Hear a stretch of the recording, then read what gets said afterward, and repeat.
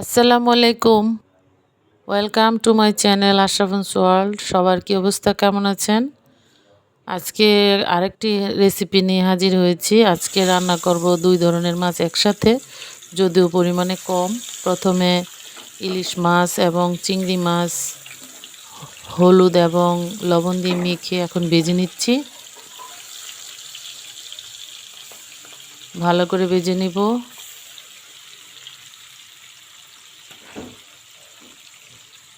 ইলিশ মাছ এবং চিংড়ি মাছ পছন্দ করেন না এমন কোনো লোক নেই হয়তো বা। এই দুইটাই অনেক সুস্বাদু মাছ, বাঙালিদের পছন্দের মাছ। এখন হলুদ এবং লবণ দিয়ে মেখে রাখা পেঁয়াজ কুচি দিব। পেঁয়াজটা লাল করে ভেজে নিব।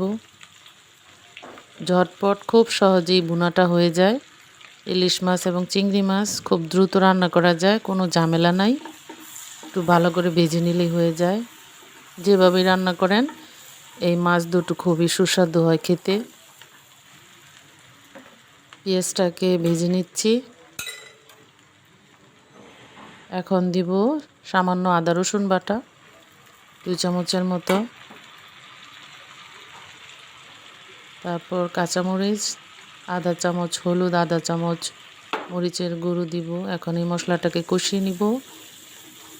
ভিডিও ভালো লাগলে লাইক কমেন্টস করবেন, ভিডিওটাকে শেয়ার করে দিবেন প্লিজ।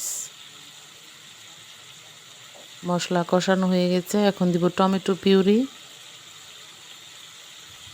টমেটো পিউরি দিলে ঝোলটার টেস্টটা ভালো আসে, খেতে ভালো লাগে। মশলা কষানো হয়ে গেছে, এখন আমি ভাজা মাছগুলো দিয়ে দিব। ভালো লাগলে চ্যানেলটাকে সাবস্ক্রাইব করে দিবেন।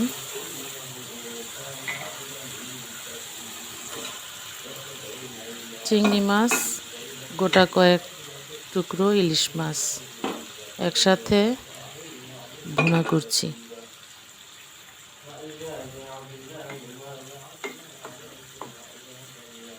চুলার ফ্লেমটা মাঝারি আঁচে রাখবো যাতে ঝোলটা লেগে না যায়। হালকা আঁচে রান্না করব।